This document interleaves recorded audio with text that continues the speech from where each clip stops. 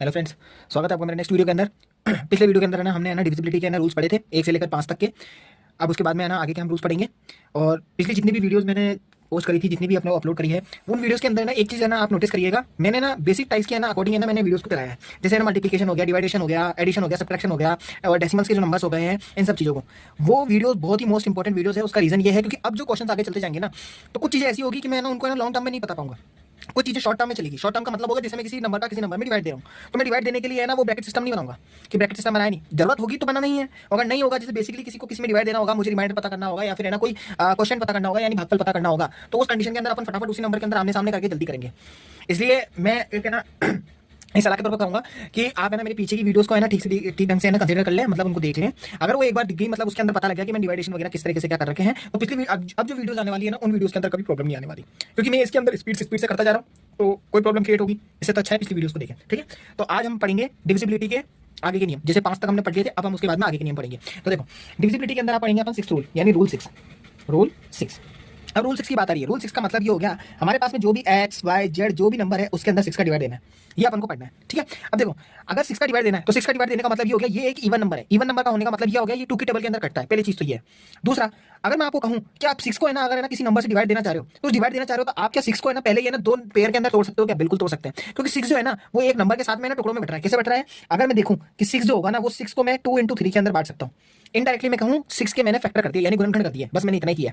गुणनखंड का मतलब क्या होता है? अगर आपको नहीं पता तो फिर भी मैं रिपीट कर देता हूं, वापस रिवाइज कर रहा हूं एक तरह से, कि है ना गुणनखंड वो होता है कि किसी भी बड़े जोड़े नंबर होते हैं, जो भी नंबर दे रखे होते हैं, उनका एलसीएम निकालना, यानी लघुत्तम समापत्ति करना, है ना। तो उसके गुणनखंड हो जाते हैं, यानी टुकड़े कर देने होते हैं। और टुकड़े करने के बाद में क्या होता है, लेफ्ट साइड के अंदर जो नंबर आते हैं ना 2 3 या कुछ भी नंबर आते हैं, वो सारे अभाज्य गुणनखंड होते हैं। अभाज्य गुणनखंड वह नंबर होते हैं जो केवल और केवल अपनी टेबल में आते हैं, लेकिन किसी और की टेबल में नहीं आते, ठीक है। तो वही पे अपने पास में 2 और 3 जैसे मैंने ले लिया। अब 2 और 3 लेने का मतलब क्या हो गया, मैं 6 की जगह पे 2 और 3 रख सकता हूं, यानी 2 और 3 रख सकता हूं। अब अपन कोई एक एग्जांपल से समझते हैं, कोई एक नंबर ले लेते हैं अपने पास में। जैसे फॉर एग्जांपल मैं एक नंबर लेता हूं, जैसे लिया मैंने 126, ये ले लिया। अब मैं बोलूं आपको किसका से अंदर 6 का डिवाइड देखो, और बस ये बताना, इतना सा जवाब देना है इसको देखते ही, कि मुझे बस इतना बता दो कि क्या 126 है ना 6 की टेबल में कटता है तो यस है, तो बस सीधा बताना हाँ, और कट रहा है तो इसका मतलब वो 6 से कट रहा है। क्योंकि क्या होगा, देखो क्वेश्चन जब आएंगे ना, तो क्वेश्चन में ये नहीं लिखा हुआ आएगा कि 6 की टेबल में कट रहा है कि नहीं कट रहा है। आपके सामने सिर्फ सीधा नंबर दे देंगे 126, ऑप्शन में दे देंगे 4। जैसे फॉर एग्जांपल इसी को लेता हूं, 126 दे दिया और डिविजिबिलिटी वर्ड रूल लिख दिया, और उसके बाद में आपसे सीधा ऑप्शन में दे देंगे। जैसे ऑप्शन ए है, ऑप्शन ए में दे देंगे जैसे 3, जैसे फॉर एग्जांपल 3 दे दिया। 3 देने के बाद में जैसे फॉर एग्जांपल हो गया, जैसे बी दे देंगे अपने पास में 7, और जैसे सी दे देंगे अपने पास में जैसे 9, और उसके बाद में दे देंगे अपने पास में डी के अंदर दे देंगे 6। ये अपने पास में ऑप्शन में दे देंगे। लेकिन यहाँ पे इस ऑप्शन के अंदर एक चीज चेक करना, मैंने यहाँ पे ना ऑप्शन जो दिया है ना, इसके अंदर देखो 3 9 और उसके बाद मैंने 6 यहाँ पे ऑप्शन दिया दिया। मुझे तो पता है कि है ना 6 की टेबल के अंदर अपन काटेंगे तो शायद हो सकता है कि ये पूरा डिवाइड हो जाए, क्योंकि मैंने तो मन से नंबर लिया। लेकिन देखो 3 की टेबल के अंदर भी ये कट्टा हुआ दिख रहा है, क्योंकि 12 और 6 से 12 जाता है, 3 की टेबल में 4 बार 6 जाता है 2 बार। तो ध्यान रखना, ये चीज हमेशा ध्यान रखनी है कि कभी भी ध्यान रखना, डिविजिबिलिटी के क्वेश्चन पूछेगा तो ऐसे ऑप्शंस नहीं देगा वो जिसके अंदर है ना किसी 4 नंबर में से किसी केवल एक के अलावा है ना कोई दूसरा नंबर भी कट जाए। केवल एक ही ऑप्शन होगा उसका जो वो उसको काट रहा होगा, ठीक है ना। तो ये जो ऑप्शन दे रखे हैं ना, ये जो मैंने ऑप्शन लिखे ना, ये समझाने के तौर पे लिखे हैं, और ऐसे ऑप्शन कभी नहीं आएंगे, ऑप्शन बिल्कुल अलग आएंगे, ठीक है। तो वापस में मैंने क्वेश्चन बताता हूं, 126 में 6 का भाग देना है, तो 126 में 6 का भाग देने का मतलब 126 के अंदर 2 गुना 3 करना है। तो इसका मतलब ये बोल रहा है कि 2 का भाग भी जाना चाहिए, 3 का भाग भी जाना चाहिए। तो सीधी सी बात है, दोनों के नियम लागू कर दो। 2 का नियम क्या बोलता है? 2 का नियम ये बोलता है कि आखिरी में इकाई अंक के अंदर कोई भी नंबर है, उसके इकाई अंक के अंदर 2 4 6 8 और 0 आना चाहिए। अगर ये पांचों में से कोई भी एक नंबर दिख गया तो सीधी सी बात है 2 से कटना ही कटना है। आखिरी में देख लो 6 आ गया, तो इसका मतलब 2 के पारे से कटेगा, तो ये पहली कंडीशन तो फुलफिल हो गई। अब दूसरी कंडीशन देखते हैं 3 के नियम क्या बोलता है। ये था सेकंड रूल, ये है अपने पास में थर्ड का रूल। अब थर्ड का रूल अपन ने सीखा था, थर्ड के रूल के अंदर अपन ने क्या सीखा था, जितने भी नंबर्स दे रखे हैं उन सबको जोड़ दो। मतलब 126 दे रखा है ना, तो उसको टुकड़ों में प्लस प्लस प्लस करके लिख दो। कैसे? 1 + 2 + 6 बस जोड़ दो, तो 6 और 2 होंगे 8, 8 और 1 होंगे 9। अब जैसे ही 9 आ गया तो 9 आने के बाद में थर्ड नंबर का रूल पड़ रहा है, यानी 3 से भाग करो, 3 का ही भाग लगा के चेक कर लो। तो 3 से 9 को भाग लगाएंगे तो 3 बार में जाता है, इसका मतलब ये भी कट रहा है, इसका मतलब ये हो गया। जैसे ही दोनों से कट जाए ना, तो फट देने से अपन को आंसर में बोल देना 126 6 के पारी के अंदर कटता है, ठीक है। ये होता है 6 की डिविजिबिलिटी का नियम, ठीक है। एक क्वेश्चन और कर लेते हैं, जैसे अपन फॉर एग्जांपल के तौर पर, जैसे मैंने नंबर लिया अपने पास में, थोड़ा सा बड़ा सा नंबर लेते हैं। जैसे मैंने एग्जांपल के तौर पे लेता हूं, जैसे मैं ये ले लेता हूं 6 6 6, ये ले लेता हूं, ठीक है ना। आपको तो पता है, सीधा दिख ही रहा है कि 6 6 6 है, सीधा 6 की टेबल में कट जाएगा, बिल्कुल कटेगा। लेकिन अपन रूल्स के अकॉर्डिंग चलते हैं, देखते हैं वो चीज कर रहा है फॉलो। तो देखो अपने पास में जैसे मैंने लिखा 2 × 3 लिख दिया। 2 × 3 लिखने के बाद में 2 से भी कटना चाहिए और 3 से भी कटना चाहिए। अब देखो मैं वापस से ये स्टेप वगैरह नहीं लिखूंगा, सीधा मैं आपको इसमें समझा रहा हूं। 2 का नियम बोल रहा है 2 4 6 8 0, आखिरी में 6 दिख गया, 2 से कट गया। 3 का नियम क्या बोलता है? तीनों को जोड़ो। तीनों को कैसे जोड़ेंगे? 6 + 6 + 6, तो 6 + 6 + 6 यानी 18 हो गए। 18 के अंदर 3 का भाग जाता है, बिल्कुल जाता है, गया तो इसका मतलब ये भी गया, तो इसका मतलब 6 भी कट गया, यानी मतलब 6 6 कट चुका है, ठीक है। एक थोड़ा सा ऑड सा नंबर ले लेते हैं, अजीब सा नंबर ले लेते हैं, आड़ा टेढ़ा। जैसे फॉर एग्जांपल 157 ले लिया, ठीक है। और मैं 157 लिखने के बाद में अब मैं आपको बोलूं कि आप है ना 6 के अंदर डिवाइड दो इसका, तो वही 6 के अंदर डिवाइड देने का मतलब 157 के अंदर 2 × 3 का डिवाइड देना है। अब देखो 2 है, 2 का नियम 2 4 6 8 0, कुछ मिल रहा है? नहीं मिल रहा है, 2 से नहीं कट रहा है। अगर जैसे 2 से ना कटे ना, आप 3 पे जाओ मत। क्यों मत जाओ? क्योंकि अगर 2 से नहीं कट रहा होगा तो इसका मतलब ये 3 से कटे या ना कटे कोई मैटर नहीं करता है, तो ये कुल मिला के 6 के पारे में नहीं कटेगा, तो इसका मतलब नहीं, ठीक है। यहाँ तक समझ में आ गया? 6 की डिविजिबिलिटी का नियम समझ में आया, ठीक है। अब आगे चलते हैं अपने पास में रूल नंबर 7।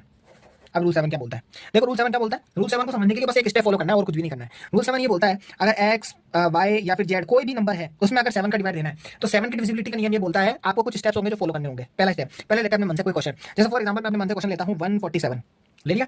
मैं आपको बोल रहा हूं 147 के अंदर है ना 7 का भाग लगाना है।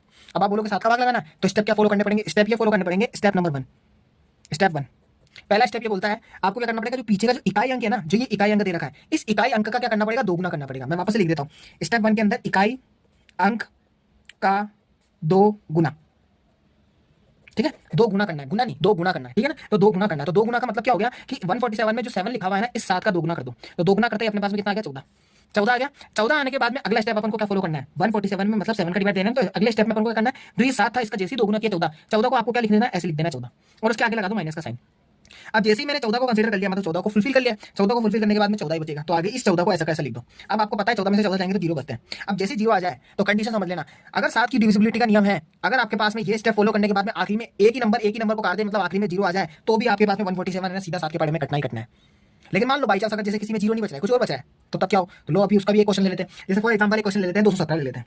मैं बोलूं 217 के अंदर 7 का भाग लगाना है, आप तो स्टेप्स फॉलो करो। पहला नंबर का स्टेप क्या बोलता है, पहला नंबर का स्टेप बोलता है जो इकाई अंक होगा उसका 2 गुना कर देना है, तो यानी 7 है उस 7 का 2 गुना कर दो तो कितना हो गया, अपने पास में 14 हो गया। उसके बाद में स्टेप 2, जैसे जो ये 14 होगा ना, स्टेप 2 के अंदर क्या करना होगा, जो ये 14 लिखा होगा ना, इस 14 को आप यहाँ लिख दो, माइनस का साइन लगाओ, और उसके बाद में माइनस का साइन लगाने के बाद में क्या करो, इसके पहले जो नंबर बच गए अपने पास में 2, यानी 7 को कंसीडर कर लिया, आप 2 नंबर बचे 21, उस 21 को आप यहाँ पे लिख दो। 21 में से 14 जाएंगे तो अपने पास बचेंगे 7, और आप 7 के अंदर ही जिससे भाग लगाना चाह रहे हो 7 से, तो 7 के पारे में 7 जाता है एक बार में, इसका मतलब 7 के पारे में 7 पूरा पूरा बार में जा रहा है ना, तो ये 217 भी आपका 7 की डिविजिबिलिटी में आता है, ठीक है। अब मैं कोई और भी नंबर ले लेता हूं अपने मन से, जैसे फॉर एग्जांपल ले लेता हूं 2 और जैसे ले लेता हूं अपने पास में 3, ये मैंने ले लिया। सीधा फॉलो करो आप तो 7 के टेबल के अंदर स्टेप 1 के अंदर आखिरी नंबर जो होगा ना उसका दुगना कर दो, तो 3 × 2 कर दो, तो कितना हो जाएंगे अपने पास में 6। जैसे 6 आ गया, सेकंड स्टेप के अंदर क्या करना है, 6 लिखना है, माइनस लिखना है, और जैसे 3 को कंसीडर कर लिया तो इसके बाद में कितने बचे 22, 22 में से 6 को घटाओ तो 22 में से 6 जाएंगे तो अपने पास में कितने बचेंगे 16, और 16 के अंदर 7 का भाग लेंगे। मुझे साफ साफ पता है 7 के पारे में 16 नहीं आता है, और 16 नहीं आता तो ये नहीं कटेगा, इसका मतलब ये जो नंबर होगा ना ये 7 से डिविजिबल नहीं होगा, ठीक है। 7 का रूल मैंने बता दिया आपको, 6 के रूल मैंने बता दिया, बहुत जितना हो सकता था मैं इसको आसान से आसान तरीके से मैंने इसको समझाने की पूरी कोशिश की है।